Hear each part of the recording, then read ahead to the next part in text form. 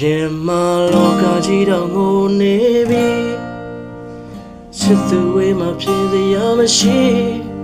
ရောက်တဲ့ညများကြော်ပြတ်တော်လေသူမကိုပဲလေတော့မချင်ကိုရဲ့နေကချိန်တွေစီတတိလေတော့သူပြန်လာလေနီအဲ့ဒီလိုနဲ့အသက်ဆက်ဖြစ်ခဲ့ကိုလိုတော့မင်းလေးအနာနာမရှိကိုတောင်းတာသမျှသူတယောက်တည်းပဲလိုအပ်ချက်အလုံးကတယောက်တည်းပဲစကားလေးသူမကြားနိုင်တော့မျောလင်းချက်တွေအကုန်ဆုံး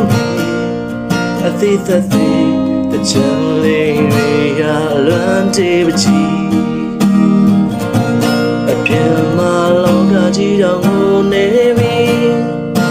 သတိလေးတော့သူပြန်လာလေ sorry